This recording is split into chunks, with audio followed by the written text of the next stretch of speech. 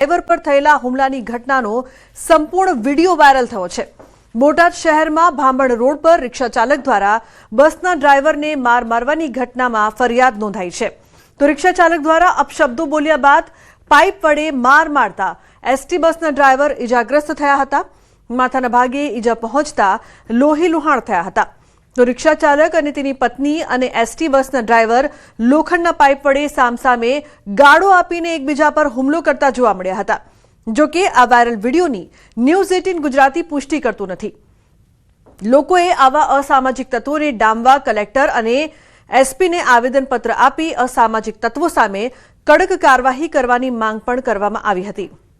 તો આ સમગ્ર ઘટના સામે આવતા અનેક સવાલો ઉપસ્થિત થયા હતા। રિક્ષા ચાલકે જે પ્રકારથી બસના કાચ તોડ્યા, વિજય જોડાયા છે ફોન લાઈન પર વધુ માહિતી આપવા માટે। વિજય, શું વધુ માહિતી આ સમગ્ર મામલે? જી રૂબના, ચોક્કસથી 24 તારીખના રોજ બોટાદ શહેર રોડ છે કે જે ભાંભણ રોડ ઉપર એક મારામારીની ઘટના સર્જાઈ હતી, જેમાં એસટી બસ અને રિક્ષા બંને સામસામે આવી જતા તકરાર થઈ હોવાની પ્રાથમિક માહિતી જે છે તે મળી હતી, જેનો સમગ્ર મામલાનો વિડીયો જે છે તે સામે આવ્યો હતો। રિક્ષા ચાલક દ્વારા એસટી બસમાં તોડફોડ કરવામાં આવી હતી। તો એસટી બસના ડ્રાઈવર દ્વારા પણ રિક્ષા ચાલક અને તેની પત્ની પર લોખંડના પાઇપ વડે હુમલો કરવામાં આવ્યો હતો। એ જ પાઇપ રિક્ષા ચાલકે છીનવી ડ્રાઈવર પર હુમલો કર્યો હતો, ને જેમાં ડ્રાઈવર ગંભીર રીતે ઈજાગ્રસ્ત થયો અને તેને પોલીસ ફરિયાદ નોંધાવી હતી। જ્યારે સમગ્ર મામલે એસટી યુનિયન તેમજ રિક્ષા ચાલક એસોસિએશન દ્વારા એસપી અને કલેક્ટરને આવેદનપત્ર આપી કડક કાર્યવાહીની માંગ કરવામાં આવી હતી। પરંતુ આ જે સમગ્ર મામલો 24 તારીખનો છે તેમાં આ સંપૂર્ણ ઘટનાનો વિડીયો જે છે તે હાલ વાયરલ થવા પામ્યો છે, જેની અંદર બંને પક્ષો સામસામે મારામારી કરતા નજરે ચડી રહ્યા છે। ત્યારે સમગ્ર બોટાદ શહેરમાં ચર્ચાનો વિષય જાગ્યો છે। ત્યારે આ સમગ્ર મામલે હાલ તો પોલીસ કાર્યવાહી કરી રહી છે। જી બિલકુલ વિજય, આભાર સમગ્ર માહિતી બદલ। તો આ મામલે પોલીસ દ્વારા કાર્યવાહી। સુરત જિલ્લામાં અંબિકા તાલુકાના આગલધારા ગામ નજીક દીપડો દેખાતા ભય ફેલાયો છે। રહેણાંક વિસ્તાર પાસે દીપડાની લટાર જોવા મળતા ગ્રામજનોમાં દહેશત ફેલાઈ ગઈ હતી। ખાસ કરીને પંચાયત પાસે આવેલી સ્કૂલના ગેટ ઉપર દીપડો ફરતો દેખાતા ચિંતા વધી છે। તો સાંજના સમયે દીપડો નજરે પડ્યો હતો, તેથી બાળકોને ઘરેથી બહાર ન નીકળવા સૂચના આપવામાં આવી હતી। આ સમગ્ર ઘટનાની જાણ ગ્રામજનોએ તાત્કાલિક વન વિભાગને કરી હતી અને દીપડાને ઝડપી લેવા કાર્યવાહી હાથ ધરવામાં આવી છે। ઉલ્લેખનીય છે કે ગ્રામજનોમાં ભયનો માહોલ છે। આગલધારા ગામના રહેણાંક વિસ્તારમાં દીપડાની લટાર જોવા મળી છે। સ્કૂલના ગેટની પારી પર લટાર મારતો દીપડો દેખાયો હતો, જે બાદ વાલીઓમાં ભય છે, બાળકોમાં ભય છે, સાથે જ શાળાના લોકો પણ ડરી રહ્યા છે। અંબિકા તાલુકામાં દીપડાની એન્ટ્રી।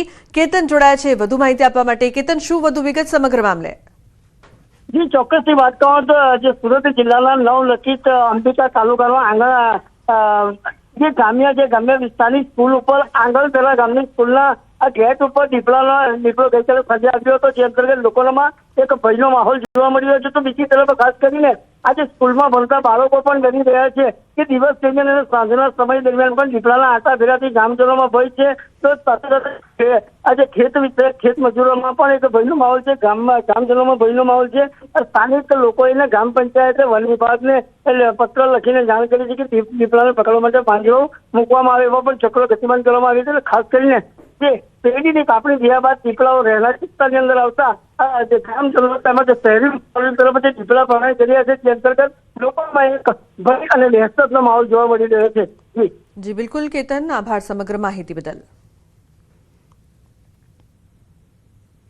સાવરકુંડલા શહેરના જૂના બસ સ્ટેશન પાસે આવેલા સેન્ટર પોઈન્ટ કોમ્પ્લેક્સમાં અચાનક આગ લાગવાની ઘટના સામે આવી છે। જૂના બસ સ્ટેન્ડ પર આવેલા આ કોમ્પ્લેક્સના 3જા માળે સ્થિત ટીવી રિપેરિંગની દુકાનમાં આગ ભભૂકી ઉઠતા અફરાતફરીનો માહોલ સર્જાયો હતો। ઘટનાની જાણ થતાં પાલિકા ફાયર ફાઇટર તાત્કાલિક ઘટના સ્થળે દોડી આવ્યું હતું, પરંતુ દુકાન 3જા માળે હોવાના કારણે ફાયર ફાઇટરનું પાણી યોગ્ય રીતે પહોંચાડવામાં મુશ્કેલીનો સામનો કરવો પડ્યો હતો। આગ લાગેલા સેન્ટર પોઈન્ટ કોમ્પ્લેક્સમાં એક પણ ફાયર સેફટીના સાધનો ઉપલબ્ધ ન હોવાનું સામે આવ્યું છે, જેના કારણે દુકાન સંપૂર્ણપણે આગમાં ભસ્મીભૂત થઈ ગઈ હતી। આગ અન્ય દુકાનોમાં પ્રસરે તેવી ભીતિ વચ્ચે મોટી સંખ્યામાં લોકોના ટોળા ઘટના સ્થળે ઉમટી પડ્યા હતા અને પરિસ્થિતિને કાબૂમાં લેવા માટે પ્રયાસો હાથ ધરાયા હતા। બનાસકાંઠાના ડીસાના સમૌ મોટા ગામે ખેતરમાંથી 2 ગેરકાયદે બંદૂકો ઝડપાઈ છે. એસઓજી પોલીસનો સપાટો 70 વર્ષીય વૃદ્ધના ખેતરમાંથી એક નાડી અને 2 નાડી બંદૂક જપ્ત કરવામાં આવી છે. ગેરકાયદે હથિયાર રાખવા બદલ વૃદ્ધ વિરુદ્ધ આર્મ્સ એક્ટ હેઠળ ગુનો પણ દાખલ કરવામાં આવ્યો છે. તો બાતમીના આધારે પોલીસે દરોડા પાડ્યા છે. ખેતરના જૂના રૂમમાં છુપાવેલી બંદૂકો પણ મળી આવી છે. ડીસા રૂરલ પોલીસ સ્ટેશનમાં સોંપાયો છે કેસ. ગેરકાયદે હથિયાર મામલે તપાસ તેજ કરવામાં આવી છે. ₹10,000નો મુદ્દામાલ પણ જપ્ત કરવામાં આવ્યો છે. તો પ્રભાતસિંહ જાદવ નામના શખ્સની ધરપકડ કરવામાં આવી છે. અન્ય સમાચાર પાટણથી સામે આવી રહ્યા છે. પાટણ હાઈવે પર આવેલા સમરસકુમાર હોસ્ટેલમાં રહેતા વિદ્યાર્થીઓએ હોબાળો મચાવ્યો હતો. હોસ્ટેલમાં છેલ્લા ઘણા સમયથી વિદ્યાર્થીઓને પીરસવામાં આવતું ભોજન લઈને ફરિયાદો ઉઠી રહી છે. યોગ્ય ભોજન ન મળતા વિદ્યાર્થીઓમાં ભારે નારાજગી છે. તો શાકભાજી, દાળ, ભાત અને રોટલી અયોગ્ય ગુણવત્તાની મળતી હોવાના આક્ષેપો સાથે વિદ્યાર્થીઓએ વિરોધ નોંધાવ્યો હતો. અનેકવાર સંચાલકો સમક્ષ રજૂઆત કરવા છતાં સમસ્યાનો ઉકેલ ન આવતા વિદ્યાર્થીઓએ એકજૂટ થઈને હોબાળો કર્યો હતો. ભોજનની નબળી ગુણવત્તાના કારણે વિદ્યાર્થીઓના આરોગ્ય સામે ખતરો ઊભો થયો હોવાનું પણ વિદ્યાર્થીઓએ જણાવ્યું છે.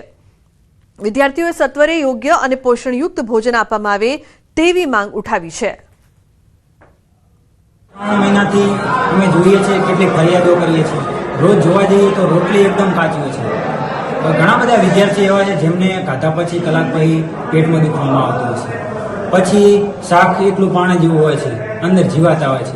સવારના નાસ્તાની અંદર જે ચા હોય છે, ચામાં 90% પાણીની ક્વોલિટી હોય છે. અમે ઘણા પ્રશ્નો કર્યા સાહેબને.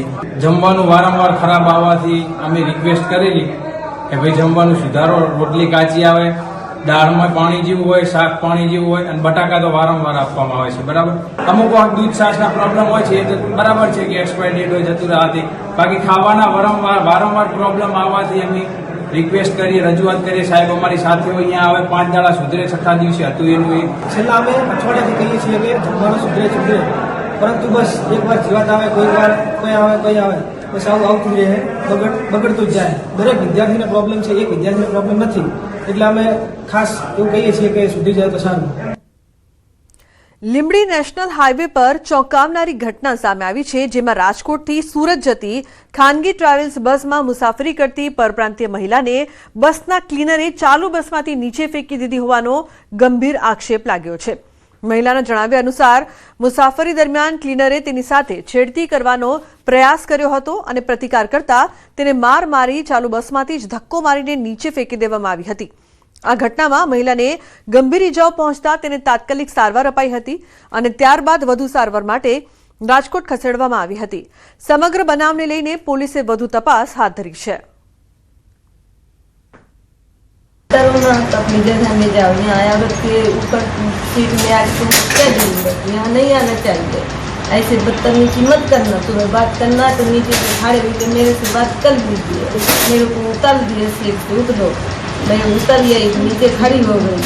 आगे चल के उतरना पड़ेगा. લીંબડી નજીક પહોંચતા ડ્રાઈવર અને કંડક્ટર સાથે એમને કોઈ બાબતે જે છે બોલાચાલી થયેલી અને ત્યારબાદ એમના લખાવ્યા મુજબ એમની છેડતી કરવામાં આવેલી છે અને એમને માર મારવામાં આવેલો છે કે જેના લીધે એમને માથાના ભાગે ઈજા છે, સોજા ચડી ગયેલા છે, લોહી પણ નીકળતું હોય એવું પણ એમણે પોતાની વર્દીમાં લખાવડાવેલું છે. અને એની શું વિગતો છે એ બાબતેની હાલની તપાસની તજવીજ ચાલુ છે. અને થરાદના મોરથલ ગામે કૂવામાં પડેલી બિલાડીનું દિલધડક રેસ્ક્યુ કરવામાં આવ્યું છે. 50 ફૂટ ઊંડા અંધારિયા કૂવામાં 4 દિવસથી ફસાયેલી બિલાડીનો આબાદ બચાવ થયો છે. તો થરાદ ફાયર બ્રિગેડની ટીમે દેવદૂત બનીને બિલાડીને મોતના મુખમાંથી બહાર કાઢી. મોરથલના મગાજી ગોળિયા વિસ્તારમાં ખેતરના કૂવામાં બિલાડી ખાબકતા મચી હતી દોડધામ. તો સ્થાનિકોના પ્રયાસો નિષ્ફળ ગયા બાદ ફાયર વિભાગે કુશળતાપૂર્વક પાર પાડ્યું ઓપરેશન. 4 દિવસથી ભૂખી તરસી બિલાડીને ફાયરના જવાનોએ નવજીવન આપ્યું. ભારે જહેમત બાદ 50 ફૂટ ઊંડા કૂવામાં ઉતરીને બિલાડીને સહી સલામત બહાર કઢાઈ. જીવદયાનું ઉત્કૃષ્ટ ઉદાહરણ પૂરું પાડવામાં આવ્યું છે. બિલાડીને રેસ્ક્યુ કરીને સુરક્ષિત રીતે ખુલ્લામાં છોડવામાં આવી છે.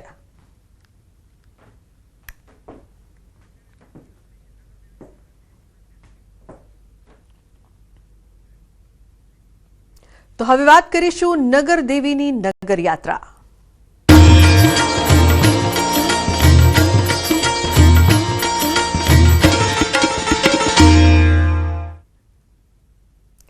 આજે અમદાવાદના સ્થાપના દિવસે મા ભદ્રકાળી નગર યાત્રાએ નીકળ્યા. પહિંદ વિધિ કરીને રથને પ્રસ્થાન કરાવ્યું. 6.25 કિલોમીટર લાંબી નગર યાત્રામાં મોટી સંખ્યામાં માઈ ભક્તો ઉમટ્યા હતા. તો કોટ વિસ્તારમાંથી નીકળનારી આ ભવ્ય નગર યાત્રાને લઈને ચુસ્ત પોલીસ બંદોબસ્ત ગોઠવવામાં આવ્યો છે. ઝોન 2 ડીસીપી, 2 એસીપી, 10 થી વધુ પીઆઈ અને પોલીસ કર્મીઓ સહિતનો બંદોબસ્ત ખડકાયો. તો વધુ માહિતી માટે સંવાદદાતા દીપિકા જોડાયા છે લાઈવ. દીપિકા, જે પ્રકારથી નગરચર્યાએ નીકળ્યા છે દેવી અને સાથે જ તૈયારીઓ પણ જોવા મળી રહી છે, પાછળ ભક્તો પણ જોવા મળી રહ્યા છે, શું વધુ માહિતી? બિલકુલ લોકના, અત્યારે નગર યાત્રાએ નગર દેવી નીકળ્યા છે અને આ બીજું વર્ષ છે. કહેવાય છે કે મા ભદ્રકાળી છે એ નગર દેવી છે અને નગર દેવીની નગર યાત્રા ખાસ કરીને દર વર્ષે નીકળવાનું આયોજન છે. મંદિર પરિસરમાં યાત્રા ત્યાંથી નીકળી, નિજ મંદિરથી નીકળી અને હવે અત્યારે આપ જે દ્રશ્યો જોઈ રહ્યા છો તે ખાડિયા વિસ્તારના છે. એ ખાડિયા વિસ્તારમાં આ રથયાત્રા છે તેના જેવા માહોલ વચ્ચે નગર યાત્રા, નગર દેવીની નગર યાત્રા છે તે પહોંચી ચૂકી છે.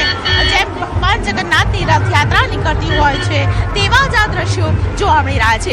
હૈયુંથી હૈયું દળાય તેટલી ભીડ છે અને આ ભીડ વચ્ચે નગર યાત્રામાં નગર દેવીના દર્શન કરવા માટે, તેમના ચરણને ઝૂકવા માટે, અહીં તેમના ચરણમાં શીશ નમાવવા માટે અનેક ભક્તો છે, ખાડિયા વિસ્તારના લોકો તેઓ પણ જોવા મળી રહ્યા છે.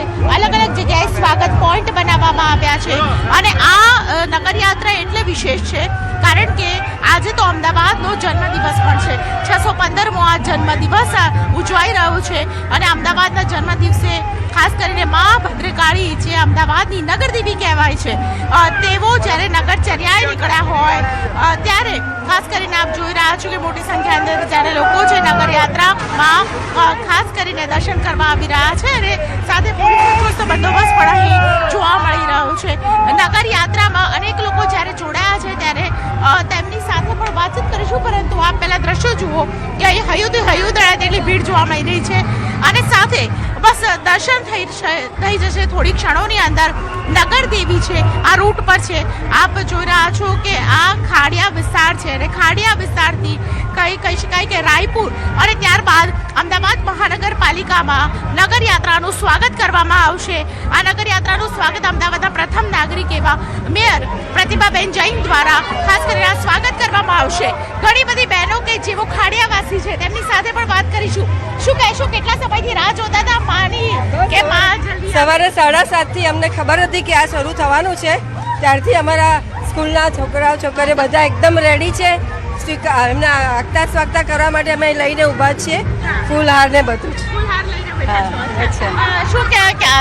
શું પ્લાનિંગ હતું? ગયા વર્ષે પણ તમે દર્શન કર્યા હતા? હા, ગયા વર્ષે પણ કર્યા હતા. આ વખતે ખાડિયાને લાભ મળ્યો છે, અહીંથી રૂટ બદલ્યો છે, શું કહેશો? હા, એ વાત બહુ સારું છે કે માતાજીની પ્રત્યે શ્રદ્ધા વધે છે દિવસે દિવસે. માતાજીની ઈચ્છા હોય તેમ જ થાય, લોકો એ પણ માને છે અને અનેક મનોકામના અહીં લોકોની પૂર્ણ થઈ છે. માના મંદિરે જે આવે તે ખાલી હાથે નથી જતું, જાગતું મંદિર છે એવું કહેવાય છે અને આ જાગતા મંદિરની જ્યારે દેવી ખાડિયા વિસ્તારમાંથી પસાર થતી હોય ત્યારે આપ જોઈ રહ્યા છો હૈયુંથી હૈયું દળાય એટલી ભીડ વચ્ચે તમામ લોકો છે તેઓ બસ માના દર્શન કરવા માટે તત્પર થઈ રહ્યા છે, અધીરા થઈ રહ્યા છે અને આ દર્શન છે અલભ્ય એટલા માટે કારણ કે આજે જ્યારે મા છે પોતે નગરચર્યાએ નીકળ્યા છે, પતાકા સાથે આપ જોઈ રહ્યા છો મોટી સંખ્યાની અંદર જ્યારે મહિલાઓ પણ જોડાઈ છે વલ્લભના, ત્યારે બસ થોડી ક્ષણોની અંદર નગર યાત્રા છે, નગર દેવી છે તેઓ ખાડિયા વિસ્તારમાં આગળ પહોંચે ને ત્યારબાદ કોર્પોરેશન તેમના સ્વાગત કરવામાં આવશે. જી બિલકુલ દીપિકા, આભાર સમગ્ર માહિતી બદલ. તો જે પ્રકારથી દેવી છે તે નગરચર્યાએ નીકળ્યા છે, નગર દેવી કહેવામાં આવે છે, મા ભદ્રકાળી નગર યાત્રાએ નીકળ્યા અને ભક્તોનું ઘોડાપુર પણ ઉમટ્યું છે. લોકો મોટી સંખ્યામાં પહોંચી રહ્યા છે દર્શન કરવા માટે. તો નગરયાત્રામાં ભક્તોનું ઘોડાપુર, પહિંદ વિધિ બાદ રથને પ્રસ્થાન કરાવવામાં આવ્યું છે. 615મો સ્થાપના દિવસ છે. એની સાથે સાથે ભદ્રકાળી માતાજીની દિવ્ય અને ભવ્યાતિ ભવ્ય નગરયાત્રા છે. એની સાથે સાથે આજે અમદાવાદનો 615મા સ્થાપના દિવસે આજે અહીંયા માણેકનાથ મંદિરમાં ગુરુ માણેકનાથજીને યાદ કરતા આજે પુષ્પ અને આરતી કરવાનો. ભગવાન જગન્નાથની યાત્રા હોય કે યા તો પછી અમદાવાદની નગરદેવી મા ભદ્રકાલીની યાત્રા હોય, હંમેશા માટે કોમી એકતાનું ઉદાહરણ છે તે જોવા મળી રહ્યું છે.